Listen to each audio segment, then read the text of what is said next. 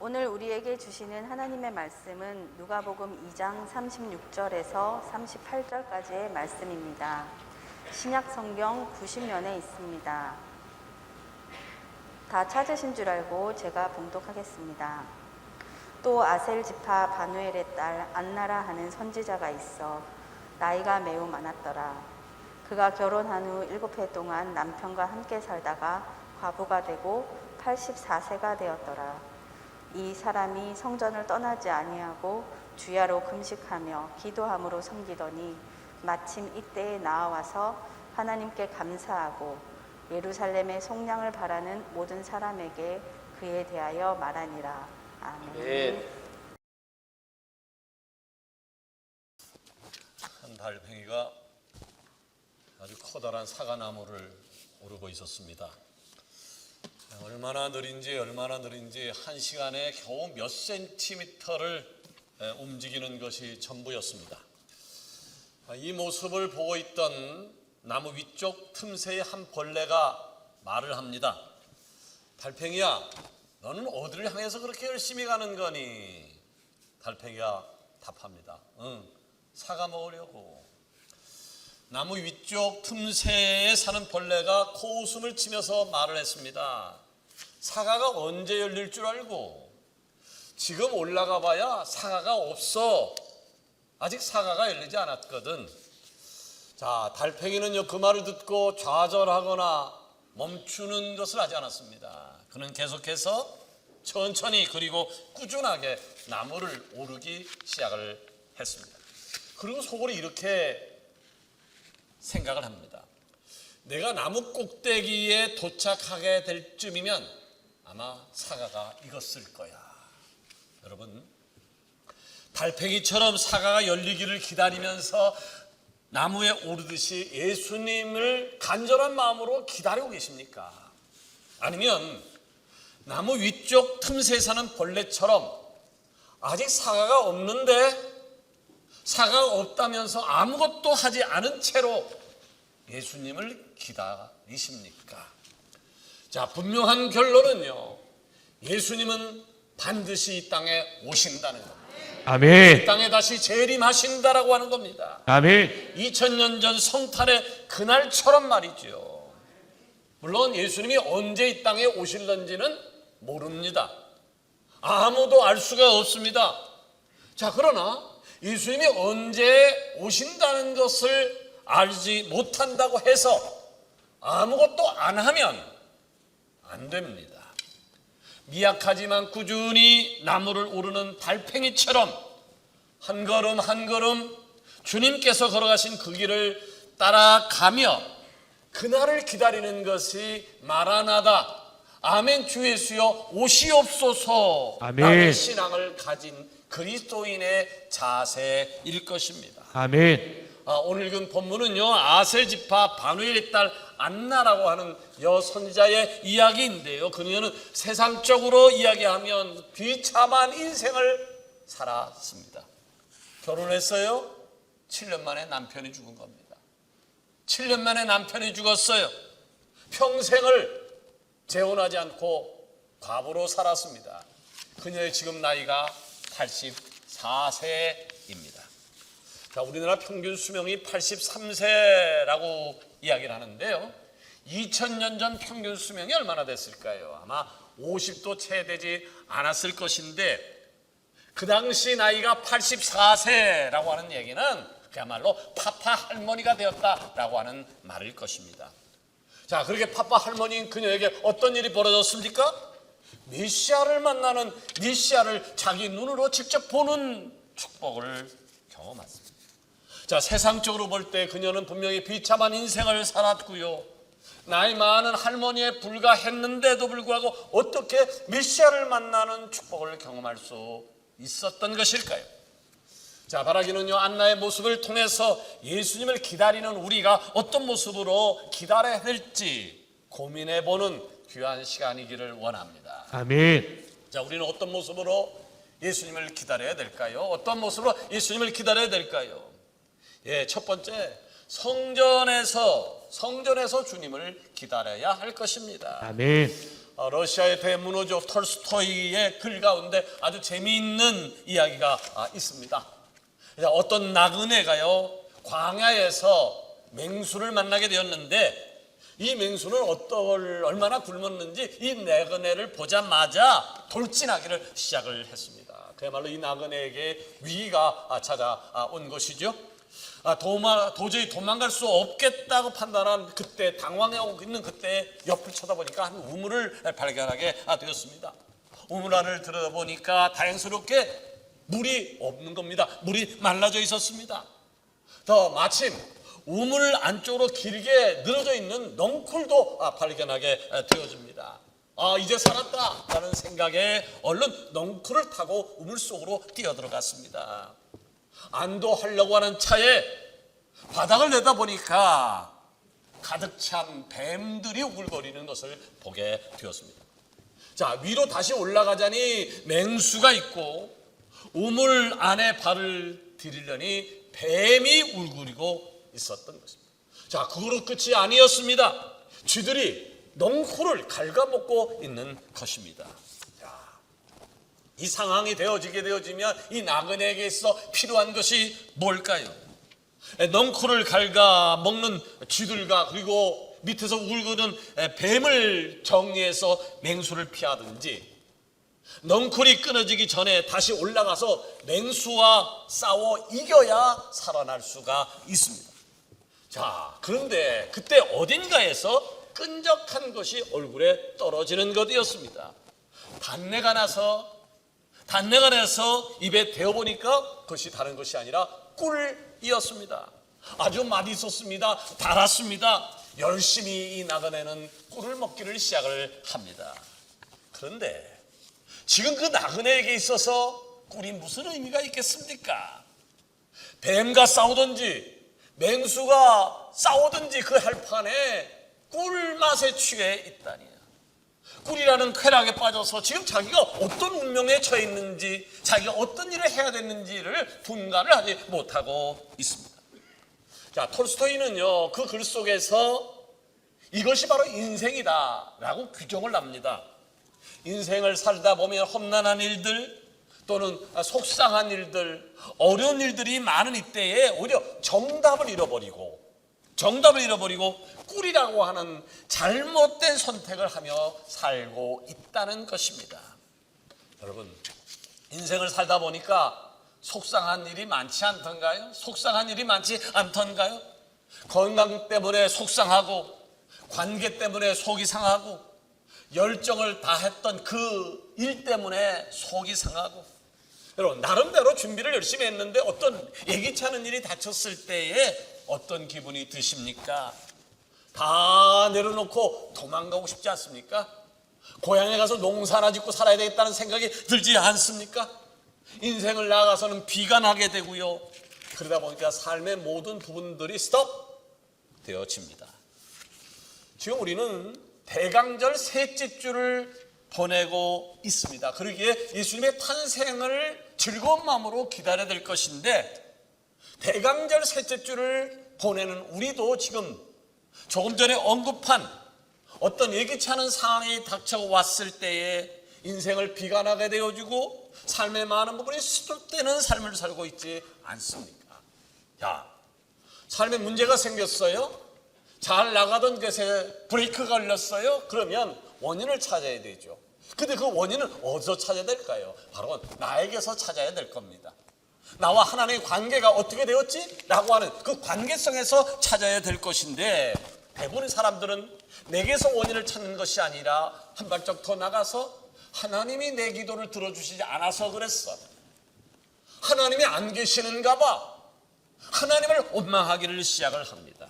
여러분, 어떤 경우에도 하나님을 원망하는 일을 해서는 안 될 것입니다. 아멘. 하나님을 원망하는 일을 해서는 안 되어지는 것입니다. 아멘. 왜 하나님을 원망하면 안 되냐 하면요, 하나님을 원망하면 그 다음으로 반드시 연결이 되게 돼 있습니다. 하나님을 원망하면 원망으로 끝나는 것이 아니라 그 다음 단계로 발전되게 돼 있다고요. 어떤 발전인가요? 신앙이 멈춰버립니다. 예배가 멈춰집니다. 기도가 안 됩니다. 찬양이 안 됩니다. 헌신이 안 됩니다. 봉사가 안 되게 되어 있습니다. 그러다 보면 결국은 마땅히 기다려야 하는 예수님을 기다리지 않게 되고요.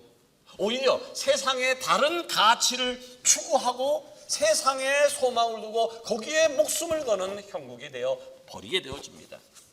자, 모든 사람들이 다 그런 건 아니에요. 일반적인 사람들이 이렇게 어려운 상황에 빠지게 되어지면 그렇게 되어지만 모든 사람들이 다 그렇지 않은 거예요. 오늘 본문 주인공 안나를 보면 알 수 있는데 36절에 보니까 이런 말씀이 있어요. 아셀 지파 바누엘의 딸 안나라 하는 손자가 있어 나이가 매우 많았다. 그가 결혼한 후 7해 동안 남편과 함께 살다가 과부가 되고 84세가 되었더라. 결혼해서 7년 동안 살다 남편이 죽었어요. 굉장히 오랜 세월 동안 과부로 살았어요. 자, 참 기구한 운명이죠. 기구한 운명이에요. 그렇다라고 하면 하나님을 원망했나요? 그녀가 하나님을 원망했나요? 아니면 은혜의 자리를 멀리 했나요? 아무 일도 하지 아니하고 왜 내 인생이 이렇게 꼬인 거야? 비관을 했던가요? 아닙니다. 37절 중반절 보실까요? 이 사람이 성전을 떠나지 아니하고 아멘. 이 사람이 성전을 떠나지 아니하고 한번 아멘. 따라합시다. 성전을 떠나지 아니하고 떠나지 아니하고 성전을 떠나지 아니하고 성전을 떠나지 아니하고 안나라고 하는 이 여선자가 그런 기구한 운명에 있었음에도 불구하고 성전을 떠나지 아니했대요. 성전을 떠나지 아니했대요. 자, 그는 그 와중에도 자기의 자리를 지켰다. 아멘. 자기의 자리를 지켰다. 아멘. 제가 누누이 말씀드립니다만은 제가 목회하면서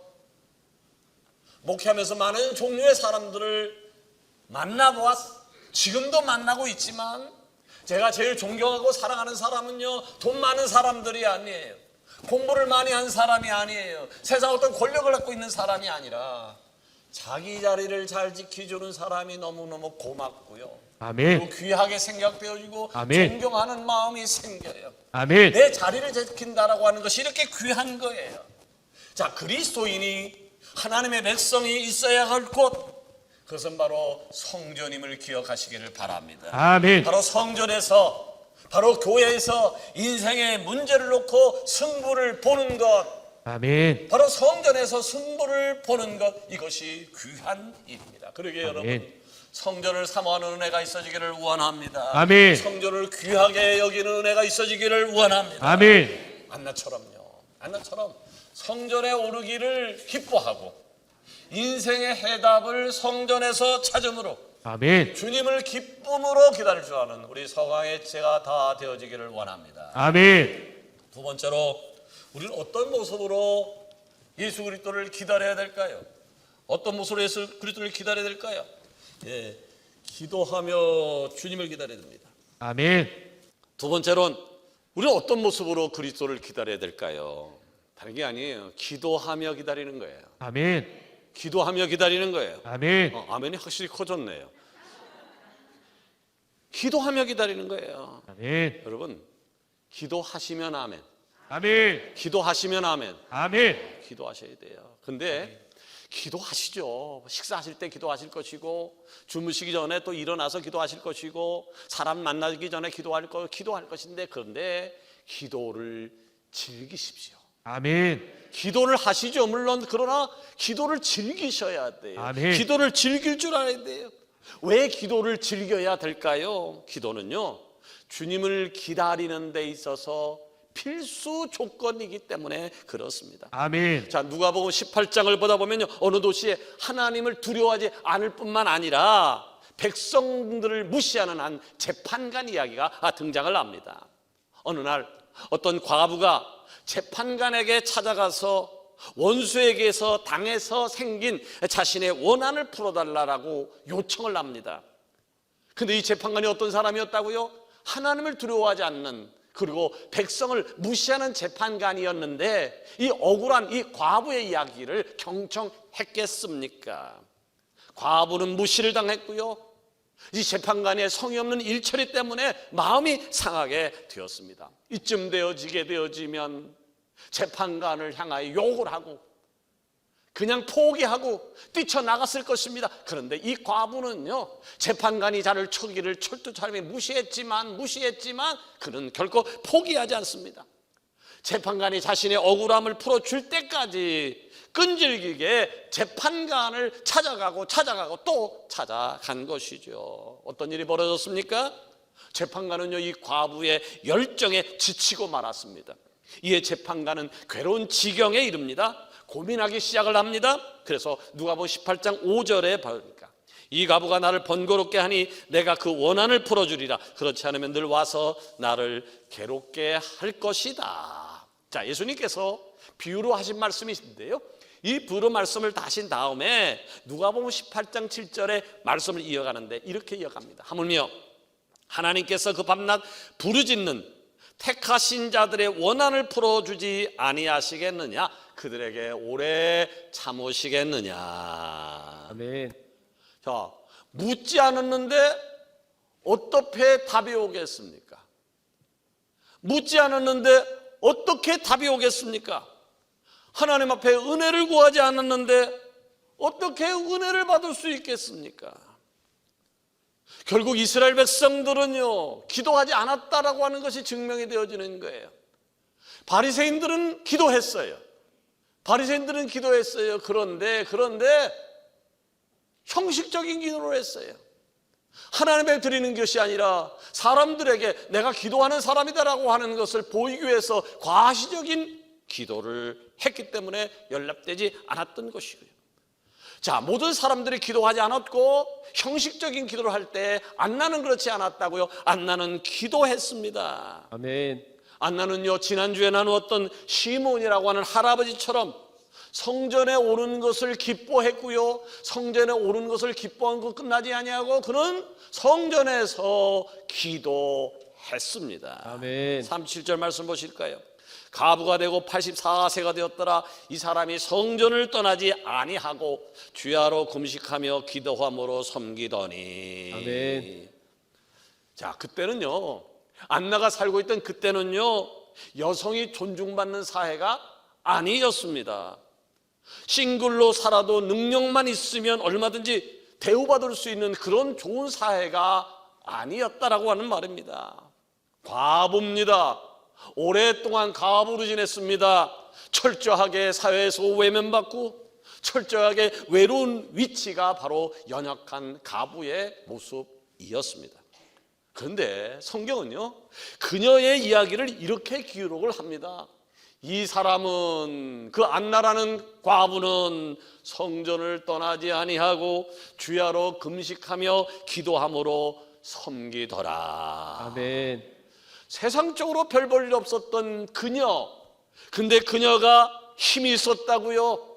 성전은 그녀의 힘을 뭐에서 찾고 있습니까? 바로 성전을 떠나지 아니하고 기도하는 사람이었다. 아멘. 성전을 떠나지 아니하고 기도하는 사람이었다. 기도로 승부를 걸고 있는 사람이었다란 말이죠. 자, 그렇게 살던 어느 날 그녀는 성전에 오른 아기 예수님을 만나게 됩니다. 시몬이 그랬던 것처럼 그녀는 아기 예수를 만나고 예수님을 찬양하기를 시작합니다. 38절에 보니까 마침 이때에 나와서 하나님께 감사하고, 얼마나 감격적이었을까요? 과부로 그렇게 오래 세상 사람들에게 대접받지 못하고 그야말로 눈물로 생활을 했을 것인데 메시아 예수를 만났을 때 얼마나 감격이 컸을까요? 그래서 이때 나와서 하나님 앞에 감사했더라. 여러분, 그리스도인이라는 사람은 어떤 사람일까요? 그리스도인은요, 예수님을 기다리는 사람.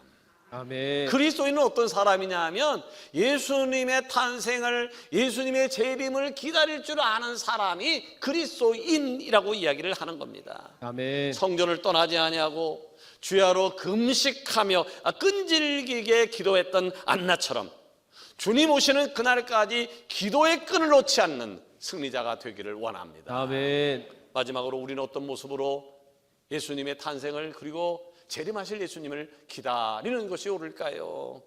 증거하며 주님을 기다려야 할 것입니다. 1950년대 세계 선교의 영으로 불렸던 사람이 있었죠. 짐 엘리어트라고 하는 분이었. 짐 엘리어트, 그가 에콰도르 원주민 선교를 시작을 했습니다. 그의 입술은 쉴 줄을 몰랐습니다. 언어가 통하지 않았어요. 문화가 달랐지만 그는 열심을 다해서 복음을 전합니다. 그렇게 열심히 사역하던 중에 그는 실종이 됩니다. 실종이 되었어요. 얼마의 시간이 지난 후에 정글에서 시신을 찾게 되었습니다. 자, 그 짐 엘리어트가 발견된 당시 그의 품에서 발견된 일기장에 이런 글귀가 씌워져 있었습니다. 나의 사명은 이 세상에서 하나님의 발자국을 남기는 것이다. 이 세상에 살면서 하나님의 발자국을 남기는 것이 하나님이 내게 주신 사명이다 라고 하는 글을 쓴 것을 발견하게 되었습니다. 여러분, 우리도 하나님 앞에 그렇게 기도하지 않나요? 하나님, 내가 하나님 앞에 귀하게 쓰임받게 해달라고. 마땅히 그렇게 기도하셔야 돼요. 난 우리 사랑하는 성화일제 한 명 한 명이 여러분의 자녀가 하나님 앞에 쓰임받는 사람들이 되기를 원합니다. 아멘. 그런데 하나님 앞에 쓰임받기를 원하면서도 하나님의 뜻에 부응하는 삶을 살지 않아요. 손들고 찬양을 하면서도, 설교를 듣고 아멘을 하면서도, 기도는 하면서도, 내가 그리스도인이요라고 명함은 들고 다니면서도 기도 내용과 성경 말씀과 내 삶과 일치되지는 않아요. 여러분, 예수님은요, 기도만 미사 오고 잔뜩 써서 번지르르기 하고 매번 때마다 아멘하고 결단만 거창하게 하면서 아무것도 하지 않는 사람들을 사용하지 않으셨고요, 오히려 책망을 하셨음을 우리는 압니다. 그러나 배우진 못했지만, 가진 것은 없지만, 내세울 건 없지만, 세상을 향해서 입술을 멈추지 않는 사람들을 통해서 하나님이 영광 받으셨고요, 아멘. 그 입술을 귀하게 사용하셨고 칭찬하셨음도 우리는 아멘. 역시 알고 있습니다. 아멘. 안나의 모습을 보십시오. 대단한 여자가 분명 아니라고 그랬잖아요. 대단한 사람은 아니었어요. 그 대단한 일을 한 것도 아니었지만 그녀가 한 것은 언제나 입술을 열 줄 아는 사람이었다라고 하는 것이죠. 아멘. 38절 하반절에 예루살렘의 속량을 바라는 모든 사람에게 그에 대하여 말하니라. 그에 대하여 말하니라. 자, 세례 요한이요, 메시아가 이 땅에 오실 것이다 라고 하는 사실을 마지막으로 예언하고 예비했던 사람이라고 한다면, 안나는 아기 예수님을 보고 찬양만 한 것이 아니라 메시아가 이 땅에 오셨다는 사실을 많은 사람에게 말한 사람, 아멘. 선포한 사람이었습니다.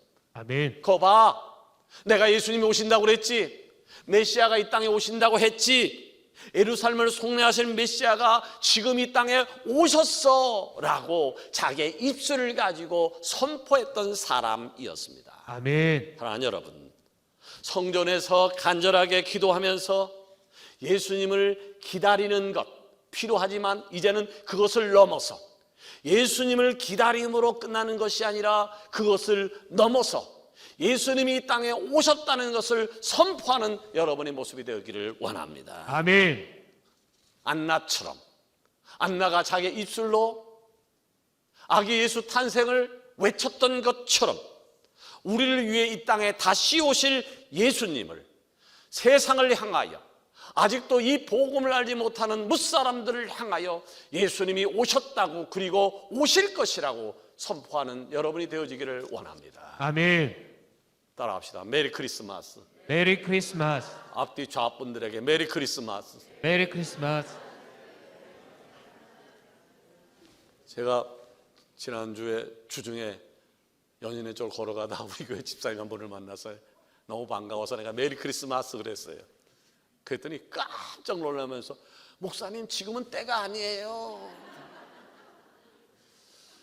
메리 크리스마스의 뜻이 뭔데 지금은 때가 아니래요. 그럼 언제가 때예요?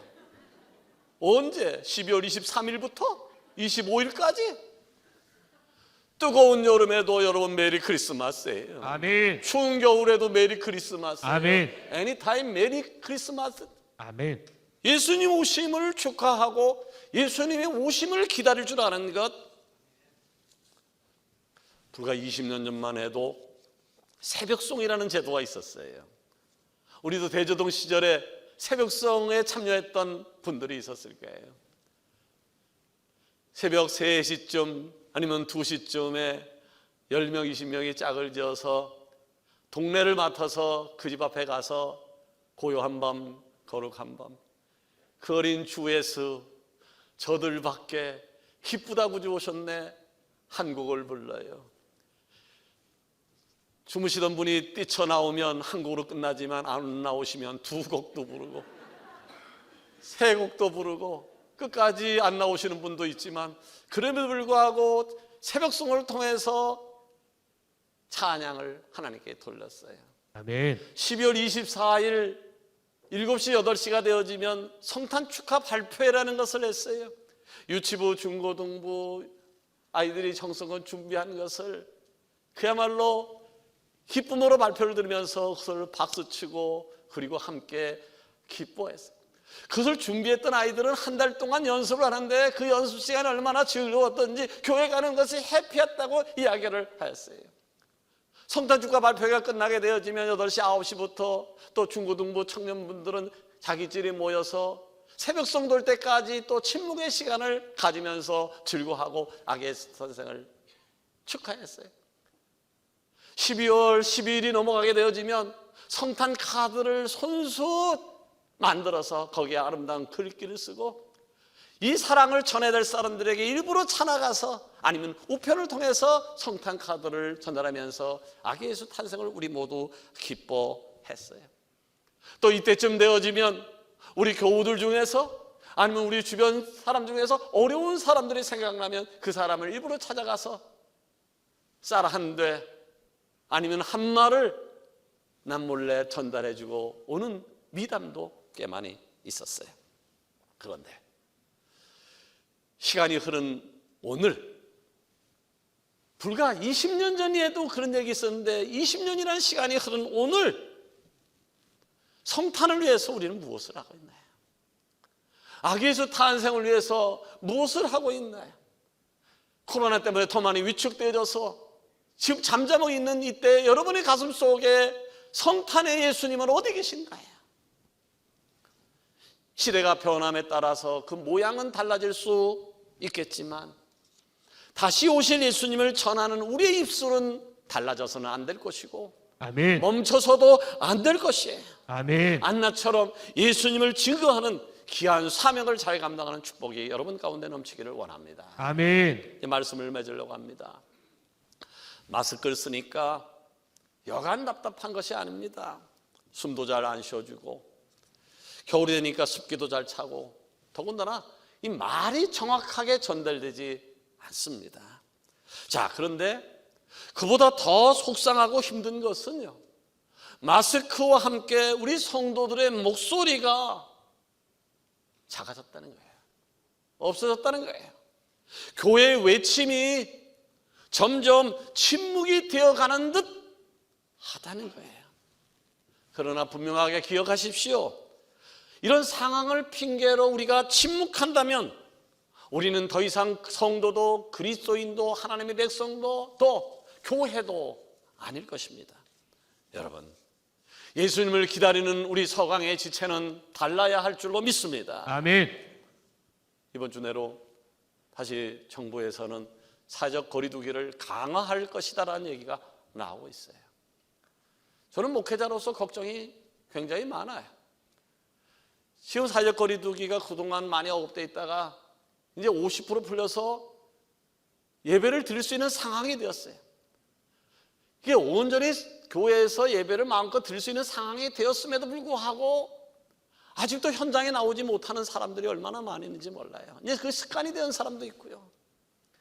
그래서 다시 한번 19명 이내로 예배 드릴 수 있다든지 10%를 드린다든지 20%를 드리라고 이야기를 한다고 하면 교회의 모습이 어떻게 될까? 한 해를 마지막으로 정리하고 새해를 맞이하는 이 중요한 시점에 다시 한번 충격이 오게 되어지면 교회가 어떻게 될까? 우리 그리스도의 자세가 어떻게 되어질까? 그야말로 걱정이 많이 있습니다. 사랑하는 여러분, 그럼에도 불구하고 어떤 상황이 와도 성전을 지키는 은혜가 있어지기를 원합니다. 아멘. 성전을 지키는 은혜가 있기를 원합니다. 아멘. 끝까지 성전에서 주야로 기도하는 은혜가 있기를 원합니다. 아멘. 그리고 우리의 입술을 성탄과 다시 오실 예수님을 선포하는 축복이 있어지기를 원합니다. 아멘. 이것이 바로 성탄을 기다리는, 그리고 다시 오실 주님을 기다리는 성도의 참된 모습일 것입니다. 아멘. 성도답게, 교회답게 아멘. 주님을 기쁨으로 기다릴 수 있는 모든 서강의 지체가 되어지기를 주의 이름으로 축원합니다. 아멘.